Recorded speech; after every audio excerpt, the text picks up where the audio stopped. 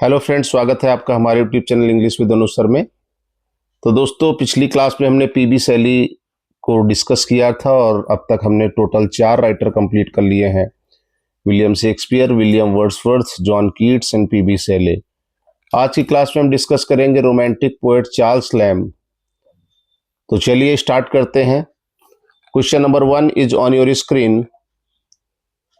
Identify allies in the following sentence from Lamb's dream children. The children of allies call Bartram father. तो बताइए दोस्तों, correct option क्या हो जाएगा? तो करेक्ट ऑप्शंस में आपको बताता चलूंगा। तो करेक्ट आंसर हो जाएगा option number D, Charles Lamb's beloved whom he could not marry। तो अलाइस कौन था दोस्तों? Charles Lamb's beloved whom he could not marry। तो चलिए देख लेते हैं इसका explanation. Alice is beloved of Charles lamb whom he could not marry।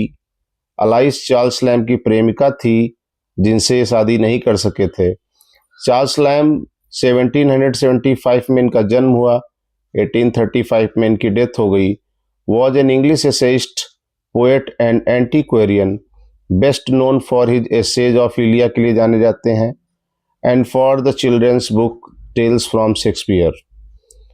The essay dream children, a reverie definitely implies a dream element. The term reverie, as already noted, indicates daydreaming, whereas dream children are the children of daydreaming. Hence, the correct answer is option D, Alice. तो दोस्तों, essays of Iliya Charles Lamb का work है, 1823 में लिखा था। और इसके बाद एक और इम्पोर्टेंट वर्क है लास्ट एसेज ऑफ इलिया, और वो 10 साल बाद यानी कि 1833 में लिखा गया।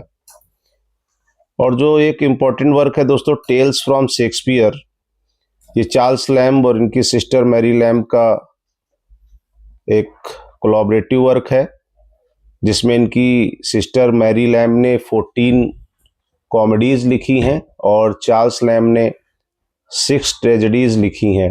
टोटल 20 वर्क का ये टेल्स फ्रॉम शेक्सपियर वर्क है। तो चलते हैं क्वेश्चन नंबर 2 की ओर। Question number 2 is on your screen. Where in was Lamb's essay first published serially. तो लैम्ब का एसे पहली बार सीरियली कहाँ प्रकाशित हुआ? तो दूसरे का करेक्ट ऑप्शन हो जाएगा option number C, in the London magazine. C is the right option. London magazine में हुआ था। चलिए एक्सप्लेनेशन देख लेते हैं। In the London magazine, Lamb's essay were first published. The London magazine is the title of 6 different publications that have appeared in succession since 1732. All 6 have focused on the arts, literature, and miscellaneous topics. Charles Lamb was an English essayist, poet, and antiquarian, best known for his Essays of Elia, 1823, and for the children's book Tales from Shakespeare, co-authored with his sister Mary Lamb. इनके कुछ major works हैं: the old familiar faces, a tale of Rosamund Gray and old blind Margaret 1798, on the tragedies of Shakespeare 1811, essays of Elia 1823, the last essays of इलिया 10 साल बाद 1833, Christ's Hospital 5 and 30 years ago, and number 7, Poor Relations. Hence the correct answer is option C। यानी कि London magazine में इनका जो एसे थे पहली बार serially प्रकाशित हुए। चलते हैं क्वेश्चन नंबर 3 की ओर। Question number 3 is on your screen. Charles Lamb used the pseudonym Elia for writing in which of the following periodicals। तो इलिया नाम का एक सीडोनिम इन्होंने यूज किया था। तो थर्ड का करेक्ट आंसर दोस्तों क्या हो जाएगा, बताइए आप लोग कमेंट बॉक्स में। तो थर्ड का करेक्ट आंसर हो जाएगा लंदन मैगजीन। अभी मैंने आपको बताया था, ए इज द राइट ऑप्शन। चलते हैं इसके एक्सप्लेनेशन की ओर। क्वेश्चन नंबर 3 का explanation. Lamb used the pseudonym Elia for writing a London magazine periodical London Magazine, Elia being pen name, Lamb used as contributor to the London Magazine. Lamb's collected essays under the title Essays of Elia was published in 23 और last essays of इलिया 1833 में. The Edinburgh review is the title of 4 distinct intellectual and cultural magazines. The Quarterly Review was a literary, ये दोस्तों कुछ magazines हैं जिनमें work छपते थे. The Quarterly Review was a literary and political periodical, ये periodicals हैं जिनमें वर्क छपते थे. Founded in 1809 by London Publishing House John Murray. तो लंदन पब्लिशिंग हाउस जॉन मूरे के द्वारा इसको इस्टेब्लिश किया गया था, द क्वार्टरली रिव्यू को. और Athenaeum was a British literary magazine published in London England from 1828 to 1921. Thus the correct option is A. Option A क्या था? London magazine. चलते हैं क्वेश्चन नंबर 4 की ओर. Question number 4 is on your screen. On the artificial comedy of the last century is an essay written by. तो दोस्तों ये essay किसने लिखा है? जाहिर सी बात है हम लैम्ब को डिस्कस कर रहे हैं, तो Charles Lamb is the right answer. On the artificial comedy of the last century is an essay written by Charles Lamb. On the artificial comedy of the last century is an essay written by Charles Lamb. Lamb in his essays says that the Restoration comedies are a world of themselves, almost as much as fairyland. Lamb was anxious to reconcile his enjoyment of the plays of Wycherley and William Congreve with the moral disapproved of his contemporaries. Thus, the correct option is option number A. Question number 5 is on your screen. Who called Spencer the poet's poet? कवियों का कवि Spencer को किसने कहा? तो Charles lamb ने कहा. Option number A is the right option. Charles lamb ने स्पेंसर को पोएट्स पोएट कहा था, कवियों का कवि. Spencer was called the poet's poet by Charles Lamb and was admired by John Milton, William Blake, William Wordsworth, John Keats, Lord Byron, Alfred Lord Tennyson and others. तो Spenser को poets poet Lamb ने कहा था. Question number 6 is on your screen. Who regarded Shakespeare's greatest plays as books to be read rather than as plays to be acted? Who regarded Shakespeare's greatest plays as books to be read rather than as plays to be acted? तो ये बात 6 lamb ने कही थी कि जो Shakespeare के play हैं वो कैसे हैं? As books to be read, वो पढ़ने के लिए हैं, rather than as plays to be acted, उनको एक्ट करने के बजाय वो पढ़ने के लिए माना इन्होंने. Charles Lamb regarded Shakespeare's greatest plays as books to be read rather than as plays to be acted.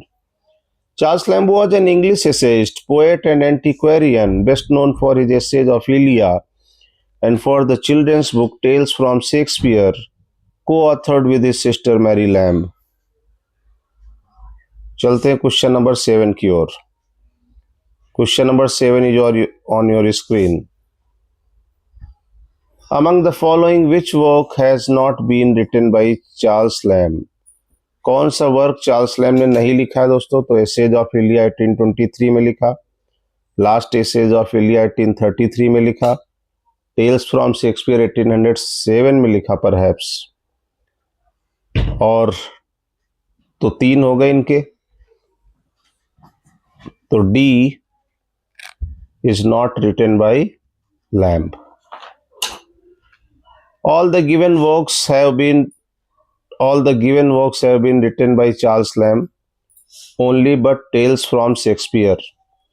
हाँ सॉरी दोस्तों, टेल्स फ्रॉम शेक्सपियर ये कोलैबोरेटिव वर्क है मैरी लैम्ब और इनका, इसलिए इसको माना गया है. तो all the given works have been written by Charles Lamb only, but Tales from Shakespeare is written by Charles Lamb and Mary Lamb. There are 20 tales in it, 14 comedies by Mary Lamb and 6 tragedies by Charles Lamb. It was written in 1807. तो दोस्तों 7 का correct answer हो जाएगा option number C, tales from Shakespeare, क्योंकि ये collaborative work है Mary Lamb और Charles Lamb का। चलते हैं क्वेश्चन नंबर नेक्स्ट की ओर। Question number 8 is on your screen. Poems on various subjects is written by. Poems on various subject किसने लिखा है? 8 का करेक्ट आंसर क्या हो जाएगा? Option number C, Charles Lamb is the right option. Poems on various subjects is written by Charles Lamb. Poems on various subjects, ये blank verse में लिखा गया, was written by S.T. Coleridge with Charles Lamb. It is a poetical essay on the character of Pope and published in 1978. तो ये भी दोस्तों एक collaborative work है एस.टी. कॉलरिज और चार्ल्स लैम्ब का। अब एस.टी. कॉलरिज ऑप्शन में है नहीं, इसलिए चार्ल्स लैम्ब करेक्ट माना गया है। चलते हैं क्वेश्चन नंबर 9 की ओर। Marriage by its title is a monopoly and not of the least invidious sort the above mentioned statement appears in। तो 9 का करेक्ट आंसर क्या हो जाएगा? Option number D, a bachelor's complaint of the behavior of married people। D is the right answer। चलते हैं इसके explanation की ओर। The above mentioned statement appears in a bachelor's complaint of the behavior of married people. It was first published in 1823 in Charles Lamb Essays collection, Essays of Elia 1823. This essay has a mock serious or pseudo-serious tone and it is written in an argumentative style। तो D is the right option। चलते हैं question number 10 की ओर। Identify the writer who has given as an imaginary name Bridget to his sister in one of his personal essays। तो किस writer ने अपनी sister को Bridget नाम दिया है अपने पर्सनल एसे में? तो 10 का करेक्ट आंसर हो जाएगा Charles lamb. Charles Lamb is the right answer, अपनी सिस्टर मैरी को। Charles Lamb, who has given an imaginary name Bridget to his sister in one of his personal essays. Charles Lamb himself is the Elia of the collection and his sister Mary is cousin Bridget. Charles Lamb first used the pseudonym Elia for an essay. Thus the correct answer is option D। Question number 11 is on your screen। दोस्तों इसका आपको answer comment box में करना, मैं आपको 10 second का time दे रहा हूं, बताइए कमेंट बॉक्स में।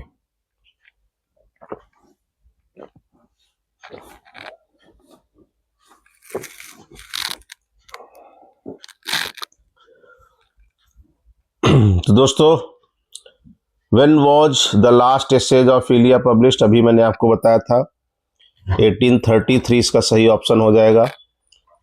केवल एसेज ऑफ इलिया कहेगा तो 23, 1823। लास्ट एसेज ऑफ इलिया कहेगा तो 10 साल बाद 1833। चलते हैं क्वेश्चन नंबर 12 की ओर। 11 तक हमने कंप्लीट कर लिया, 11 का एक्सप्लेनेशन देखेंगे।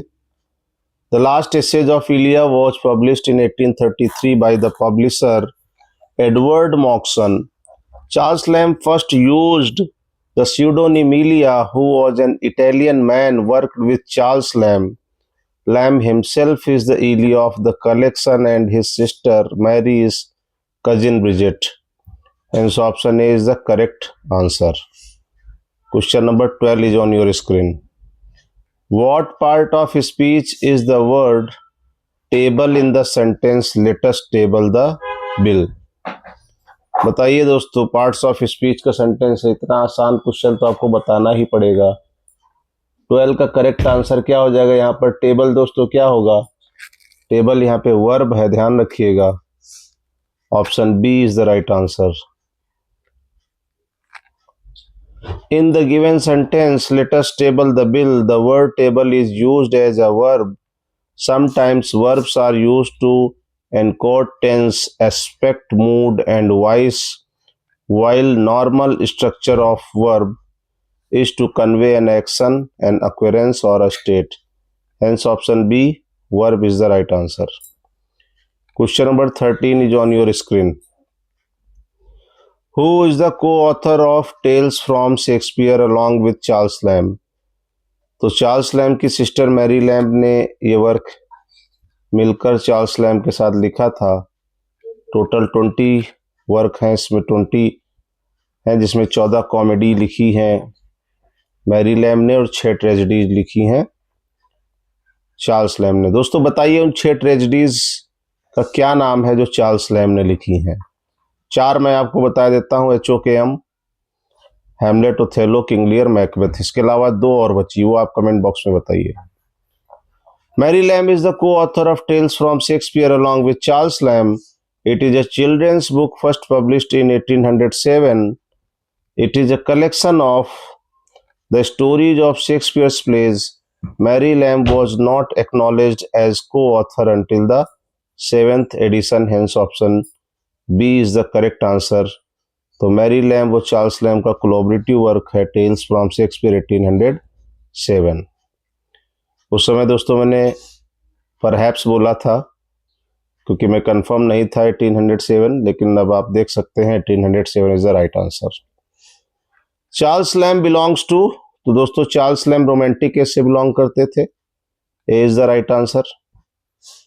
4 हमारे जो मेन रोमांटिक पोएट हैं Wordsworth, Keats, Shelley and Charles lamb.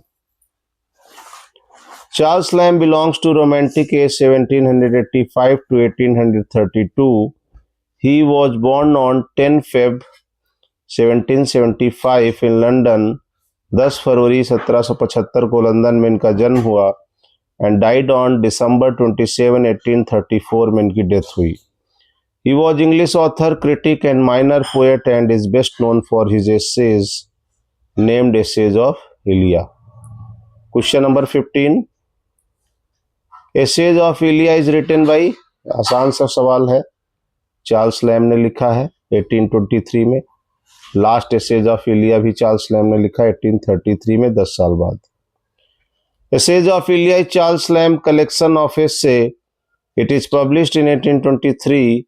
Lamb's essay first appear in the London magazine. पहली बार इनके एसे लंदन मैगजीन में पब्लिश हुए। Question number 16 is on your screen. Lamb did not mind the laughter of a young chimney sweeper when he fell down on the road because, तो lamb ने एक young chimney sweeper की हंसी को पे कोई भी दिल पे नहीं लिया जब वो रोड पे गिर गए थे। क्यों? बिकॉज, क्यों नहीं लिया? क्योंकि लैम्ब का मानना था it gave the boy a chance to laugh, कि मेरे गिरने की वजह से कम उसको चलो हंसने का तो मौका मिला। तो 16 का डी राइट आंसर हो जाएगा। It gave the boy a chance to laugh, Lamb के गिरने से कम उस चिमनी बॉय को हंसने का मौका तो मिला, इसलिए लैम्ब ने माइंड नहीं किया। Lamb did not mind the laughter of a young chimney sweeper when he fell down on the road because it gave the boy a chance to laugh, क्योंकि उनके गिरने की वजह से ही सही, लेकिन कम से कम चलो उसको हंसने का मौका तो मिला। चलते हैं क्वेश्चन नंबर 17 की ओर। Question number 17 is on your screen. Charles Lamb in his kindly yearning does not address the chimney sweepers by one of these endearments. बताइए दोस्तों 17 का करेक्ट आंसर क्या हो जाएगा? आप लोग कमेंट बॉक्स में बताया जरूर किया करिए। तो बी का करेक्ट आंसर क्या हो जाएगा? 17 का करेक्ट आंसर हो जाएगा B, devilish blocks is the right answer. B is the right option. Charles Lamb in his kindly yearning does not address the chimney devilish block sweepers. Question number 18 is on your screen. To which century did Charles Lamb belong? Charles lamb किस century से belong करते थे? बहुत ही अच्छा question है। तो दोस्तों ये 19th सेंचुरी से बिलोंग करते थे। C is the right option, C is the right answer. Charles Lamb was an English essayist, यहाँ ऑन लिखा हुआ है दोस्तों, ऑन की जगह यहाँ एन कर लीजिए। Of 19th century, best known for his essays of Ilia 1823. His famous works are Tales from Shakespeare 1807 is a collaborative work of Charles Lamb and Mary Lamb in which 20 plays of Shakespeare are included, 14 comedies by Mary Lamb and 6 tragedies by Charles Lamb. The Adventure of Ulysses 1808, Essays of Ilia 1823, The Last Essays of Ilia 1833. तो Charles lamb 19th century से belong करते थे, ध्यान रखिएगा। Question number 19 is on your screen. Which of the following reference does not appear in dream children? इनमें से कौन सा रेफरेंस ड्रीम चिल्ड्रन में अपीयर नहीं होता है? तो 19 का दोस्तों करेक्ट आंसर क्या हो जाएगा? तो the children in the wood सही है, रॉबिन रेडब्रेस्ट सही है, द टेबलर सीजर सही है। तो कौन सा अपीयर नहीं होता है? D, Phoebe is the right answer, Phoebe। चलिए देखते हैं एक्सप्लेनेशन को। Phoebe does not appear in dream children. Phoebe और फेबे is a female given name, feminine form of the male name Phoebe, meaning bright and shining, deriving from Greek phobius. Question number 20 is on your screen.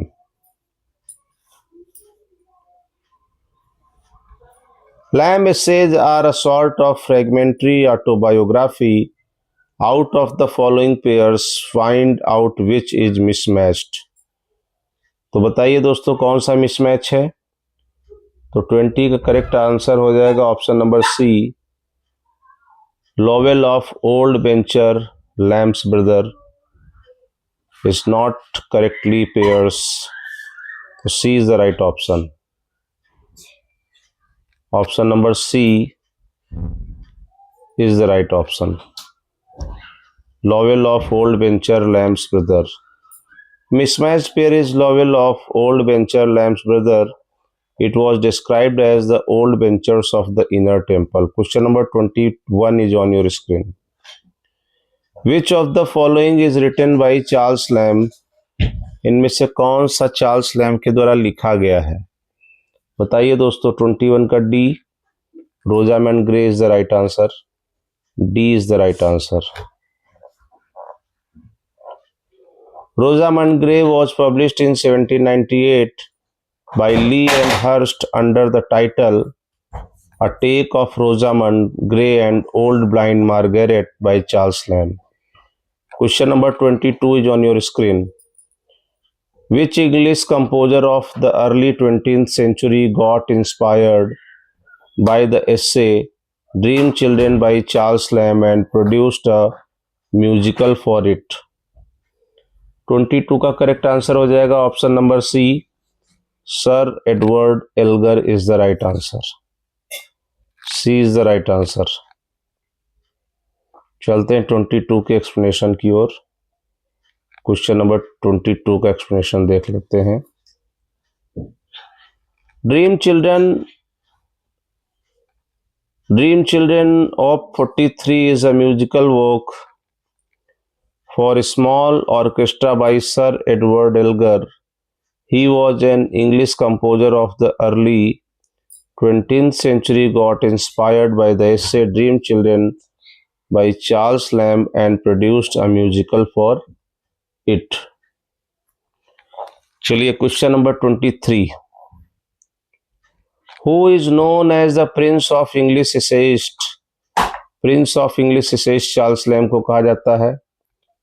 Father of एसे मॉन्टेग्ने को कहा जाता है और father of English essay Francis Bacon को कहा जाता है। Prince of English essayist Charles Lamb को कहा जाता है, ध्यान रखिएगा यहाँ पे।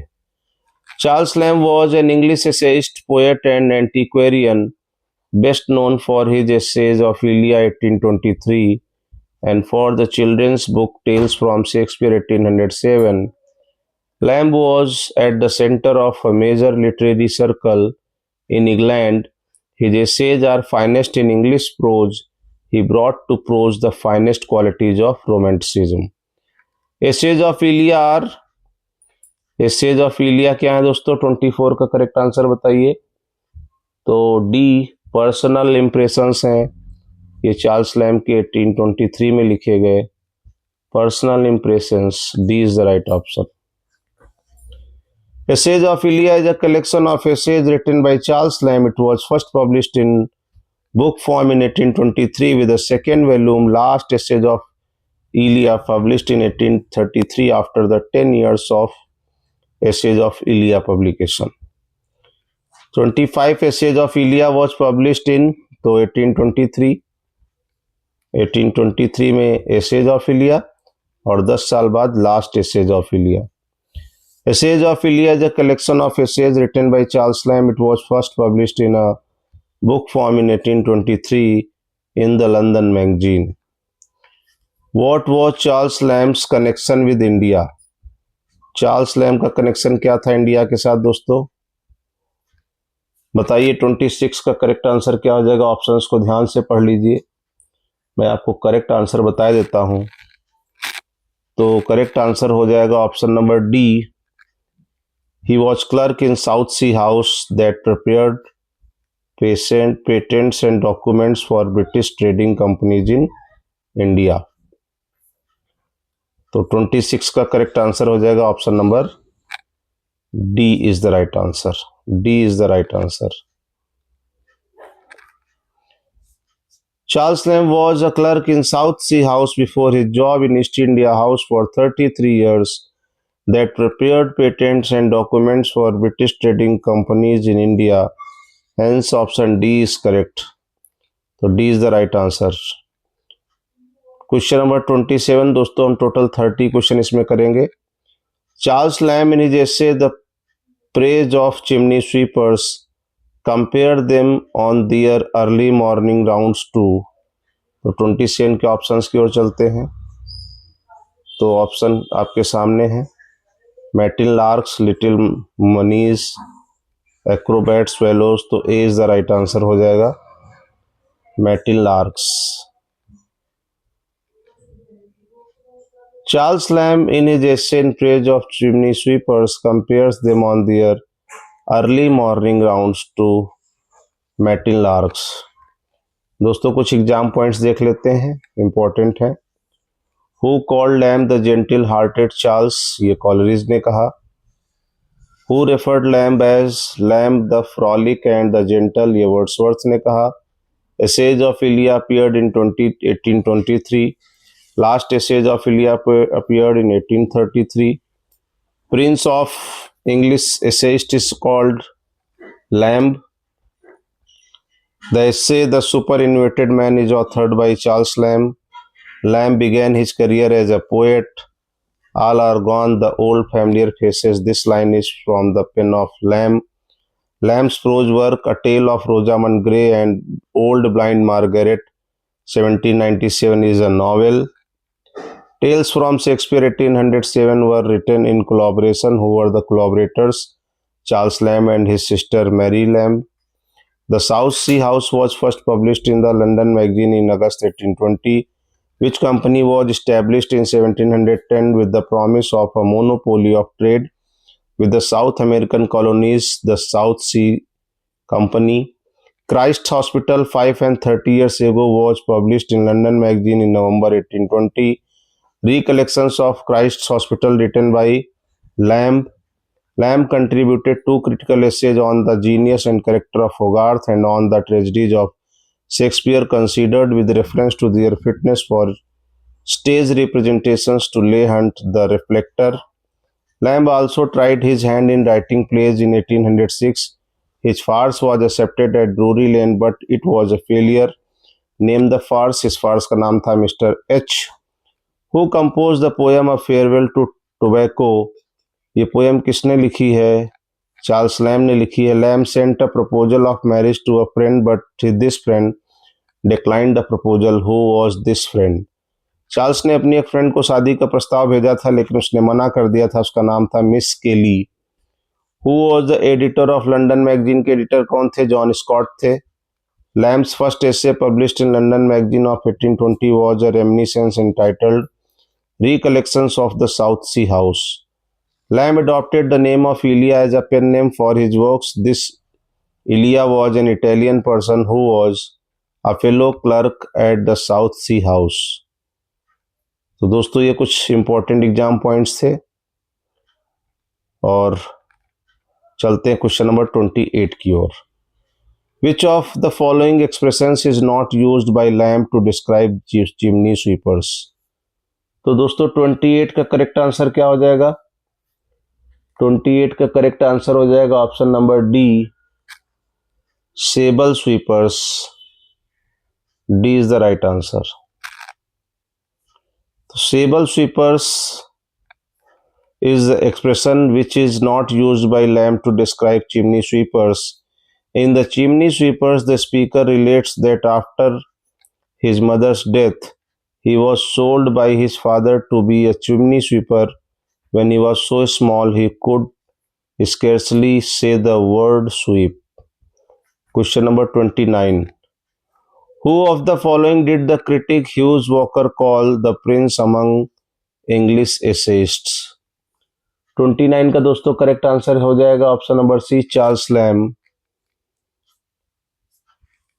वैसे तो prince of English essay Charles Lamb को कहा जाता है, लेकिन यहाँ पे कह रहा कि who of the following did the critic huge walker call the Prince among English essayist. तो ह्यूज वॉकर ने यहाँ किसको कहा है? चार्ल्स लैम्ब को ही कहा है। Charles Lamb has been called the prince among English essayists by Hughes Walker.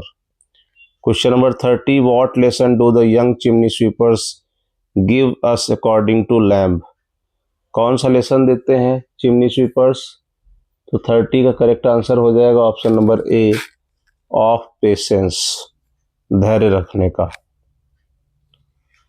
तो दोस्तों हमने इस क्लास में 30 क्वेश्चन डिस्कस किए, इसका एक्सप्लेनेशन देख लेते हैं। In Lamb's In Praise of Chimney Sweepers 1823, the young chimney sweepers give us the lesson of patience and option is correct. दोस्तों इस क्लास में हमने 30 क्वेश्चन डिस्कस किए। अगली क्लास में हम बचे हुए 33 क्वेश्चन और करेंगे। टोटल 63 क्वेश्चन हम करेंगे चार्ल्स लैम्ब पे। तो चलिए, अगर वीडियो आपको अच्छा लगा हो तो लाइक ज़रूर कर दीजिएगा और चैनल को ज़रूर सब्सक्राइब कर लीजिएगा ताकि वीडियो आप तक पहुंचती रहे और पढ़ते रहिए। एग्ज़ाम बहुत ही पास है। मिलते हैं नेक्स्ट क्लास में।